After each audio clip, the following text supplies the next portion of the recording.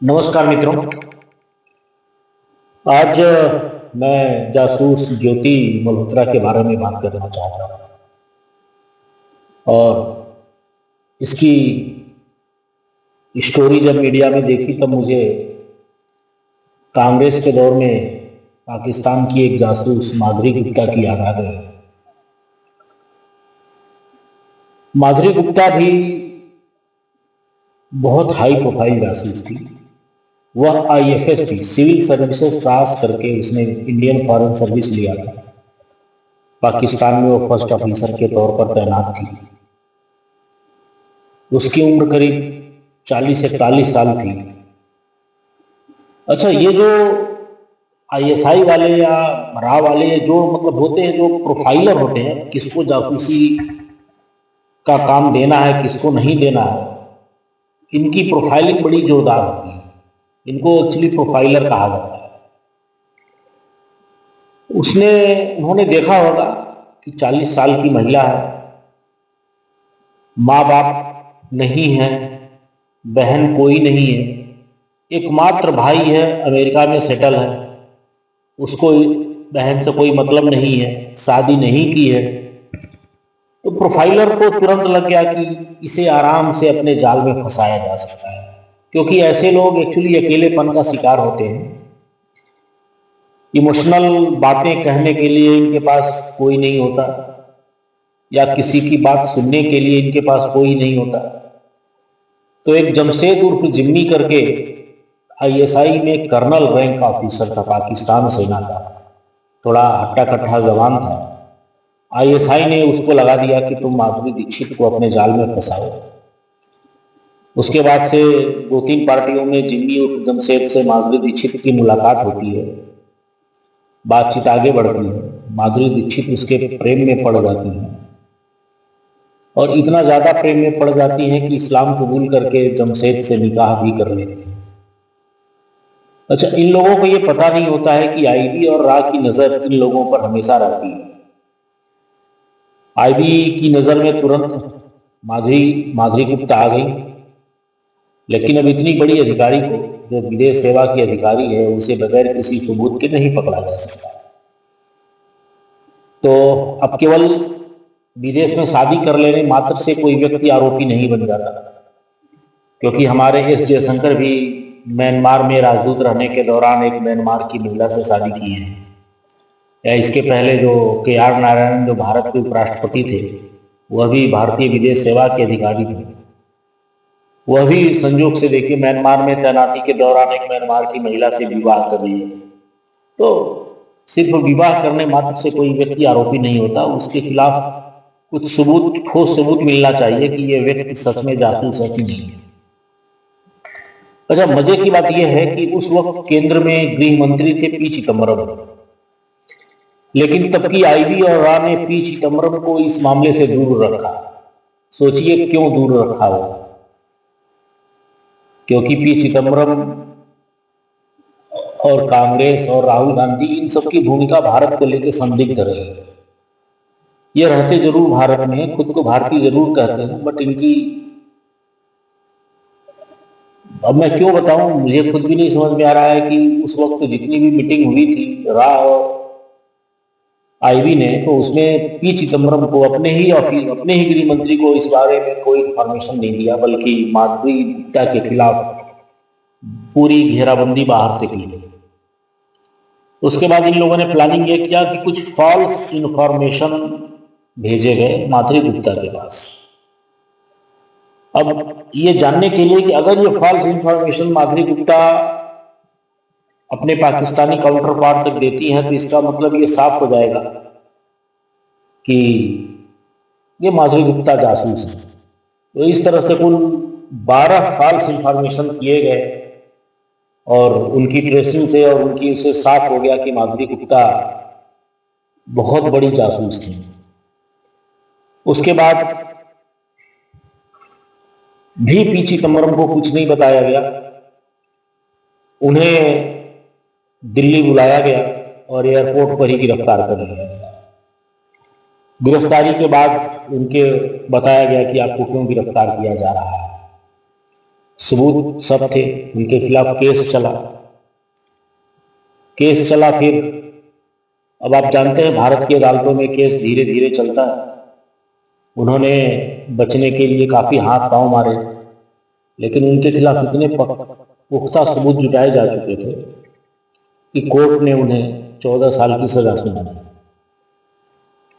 अच्छा, उसी समय कोर्ट ने उनके ऊपर एक मेहरबानी ये किया था कि आपको 45 दिन का वक्त दिया जाता है, आप ऊपरी अदालत में आप अपना चीज फाइल कर सकती हैं। उसके पहले भी माधुरी गुप्ता करीब 2 साल जेल में रह चुकी थी। इसी दरमियान कोविड का विकराल रूप बाहर आ जाता है। जेल में बंद आरोपियों तक को बाहर निकाला गया। माधुरी गुप्ता की सजा पर कोविड को लेकर के थोड़ा स्टे ये दे दिया गया कि जब तक कोविड है तब तक आपको जेल में नहीं भेजा जा रहा। माधुरी गुप्ता भिवाड़ी के अपने मकान में अकेले रह रही थी। फिर उनको भी कोविड हो गया, उनका देहांत हो गया और नगर निगम, अलवर नगर निगम और पड़ोसी तो उस वक्त कहीं जाते नहीं थे क्योंकि कोविड का मामला था, तो एक नगर निगम वाले ने उनका दाह संस्कार कर दिया, उनके भाई को मैसेज कर दिया। और ये पता तब चला जब उनके भाई ने बताया कि भाई उसकी बहन माधुरी गुप्ता का देहांत हो चुका है। मतलब एक जासूस का इतना दर्दनाक अंत किसी ने सोचा नहीं था। और सच बताऊं तो ऐसे लोगों का यही अंत होता है। अब ये लोग इतना पढ़ाई लिखाई करते हैं, यूपीएससी पास करते हैं, इतने ब्रिलियंट होते हैं, मगर क्या इनकी बुद्धि इतनी नहीं काम करती कि अब तुम पाकिस्तान जैसे देश में तैनात हो, तुम्हें अगला बंदा क्यों अपने प्रेम जाल में फंसा रहा है, उसका क्या स्वार्थ हो सकता है। खैर, अब ये ज्योति मल्होत्रा के बारे में जो इंफॉर्मेशन मिल रही है तो सेम वही इसमें भी हुआ। यूट्यूब के ऊपर इन लोगों ने प्रोफाइलिंग शुरू की कि कितने ऐसे ब्लॉगर हैं, उनका क्या प्रोफाइल है। तो अब जाहिर सी बात है सेम वही कहानी। ज्योति जब 2 साल की थी तो इसके माँ बाप का तलाक हो गया, माँ चली गई, कोई बहन नहीं थी, भाई अपनी जिंदगी में, बाप आपने मीडिया में देखा होगा बूढ़ा बाप है, कुछ फर्नीचर वगैरह का कुछ काम करता है, घर में कोई ऐसे मतलब गरीबी थी घर में। ये पहले दिल्ली में 20-1 हज़ार रुपए की नौकरी करती थी, बाद में कुछ यूट्यूब पर ब्लॉगिंग डालने लगी तो फेमस हो गई। अब ऐसे लोग उनके प्रोफाइल में फिट बैठ जाते हैं। उनको लगा कि यार इसको भी प्रेम जाल में फंसाया जा सकता है। देखिए, प्रेम में फंसाकर जासूसी करना ये आदि काल से चल रहा है, सतयुग से चल रहा है। उस वक्त इनको विषकन्या कहा जाता था। आपको याद भी होगा, राजा महाराजा लोग छोटी सी उम्र में से ही बच्चियों को पालते थे और उसे थोड़ी थोड़ी सल्फर यानी गंधक की मात्रा देते थे। वह गंधक, वह सल्फर उसके पूरे शरीर में फैल जाता था और इस तरह से वो एक जहरीली हो जाती थी, विषकन्या हो जाती थी। फिर उसे दूसरे राज्य में जासूसी के लिए भेजा जाता था। तो अगर कोई व्यक्ति उस कन्या का, जो विषकन्या होती थी, उसका रेप करने की कोशिश करता था तो वह जहर के असर से मर जाता था। ये सब आधुनिक विषकन्याएं हैं। और वर्तमान मतलब द्वितीय विश्व युद्ध में भी माता हारी जैसी जासूस, बहुत सी महिलाएं जासूस, और उनका मेन यही होता है कि एक मार्था करके बड़ी फेमस जासूस थी, ये लोग प्रेम जाल में फंसा लेती हैं। बट ये दोनों तरफ से होता है। महिलाओं को भी प्रेम जाल में फंसाकर जासूसी की जाती है और महिलाएं भी पुरुषों को प्रेम जाल में फंसाकर जासूसी करवाती हैं। ज्योति मल्होत्रा का जब प्रोफाइल आईएसआई ने छानबीन किया तब उसे लगा कि ये लड़की भी बिल्कुल माधुरी गुप्ता की तरह है, मतलब कि एक अकेलेपन का शिकार है, एक इमोशनल वैकेंट है इसके लाइफ में। फिर उसको दूतावास पाकिस्तानी हाई कमीशन में बुलाया जाता है। उसे ये कहा जाता है कि भाई आप हमारे देश की थोड़ी अच्छी छवि वगैरह बनाएं। और इस काम के लिए पाकिस्तानी दूतावास में एक व्यक्ति जो फर्स्ट ऑफिसर था, जिसे अभी 4-5 दिन पहले भारत सरकार ने निष्कासित किया, वह व्यक्ति यंग था, स्मार्ट था, मतलब ये लोग जानबूझ के ऐसे लोगों को तैनाती, मतलब उसे जानबूझ के इसी पर्पज के लिए तैनात किया जाता है। और अभी तो इतना भयंकर खुलासा हो रहा है कि वह व्यक्ति सिर्फ ज्योति को नहीं बल्कि 3 यूट्यूबर्स और सोशल मीडिया इन्फ्लुएंसर को अपने प्रेम जाल में फंसाया था, जिसमें एक ज्योति थी और 2 मुस्लिम थी, उनको भी गिरफ्तार कर लिया गया। और उसने इस तरह एक बड़ा नेटवर्क बना रखा था पूरे इंडिया में। अभी करीब मैं आपको बताऊं तो 12 से लेकर के 15 जासूस पकड़े गए हैं। उत्तर प्रदेश से पकड़े गए, हरियाणा से 6 पकड़े गए, पंजाब के मलेरकोटला से 4 पकड़े गए। और ये सारे जो थे उसी जो नुमान था, जो आईएसआई का कहने को वह पाकिस्तानी हाई कमीशन में तैनात था, लेकिन अब खुलासा ये हो रहा है कि वह बंदा आईएसआई का था, बट उसे पाकिस्तान विदेश सेवा का अधिकारी बताकर भेज दिया गया था भारत में। ज्योति मल्होत्रा ने उससे शादी तक कर लिया, ये खुलासा हो रहा है। उसके साथ हनीमून में बाली भी गई। अब ये पता चल रहा है कि उसके क्लाउड स्टोर में इंडिया के कई अहम ठिकानों के दस्तावेज मिले हैं। अच्छा, इनकी गिरफ्तारी भी, ये जो पूरा रैकेट भ्रष्ट किया गया, ये बड़ी अजीब, मतलब एक अच्छे तरीके से इनको तोड़ा गया है।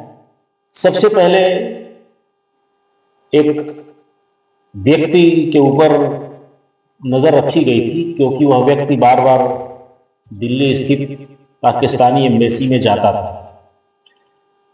तो उसे गिरफ्तार किया गया। ये बार बार क्यों जा रहा है, उसके मोबाइल की छानबीन की गई। फिर पता चला कि भाई ये तो डेटा वगैरह दे रहा है, सारी इंफॉर्मेशन दे रहा है। फिर उससे जब बहुत कड़ी पूछताछ की गई, तब उसने कई और नाम बताए, फिर इनसे खुलासा, ऐसे करके पिछले 4 या 5 दिनों में आपने देखा होगा मीडिया में खबरें भी आ रही कि पूरे इंडिया में 16-17 जासूस पकड़े गए। अब जो हमारे जनरल बिपिन रावत जी कहते थे कि अगर युद्ध होगी तो हमें 2.5 मोर्चे पर की तैयारी करनी पड़ेगी, तो ये जो सब जासूस जो हमारे बीच में बैठे हैं ना, ये वही आधे मोर्चे हैं। तो ज्योति मल्होत्रा के मोबाइल से, उनके क्लाउड स्टोरेज से काफी संवेदनशील जानकारी, कई अहम ठिकानों की जानकारी मिली। उन्होंने अंबाला की भी जासूसी की थी, जो एयरफोर्स का बेस है, आदमपुर भी गई थी, कश्मीर ये 3-4 बार गई थी। और सबसे आश्चर्य बात यह कि पहलगाम, जहां पर आतंकियों ने 26 हिंदुओं को मारा, ठीक उसी जगह पर ज्योति फरवरी में गई थी। और इस पहलगाम हमले के बाद उन्होंने एक वीडियो भी बनाया, उसमें उन्होंने सबको दोष दिया, मोदी को दोष दिया, कानून व्यवस्था को दोष दिया, सिस्टम को दोष दिया, लेकिन उन्होंने कहीं भी पाकिस्तान का नाम नहीं लिया। उन्होंने कभी पाकिस्तान को दोष नहीं दिया।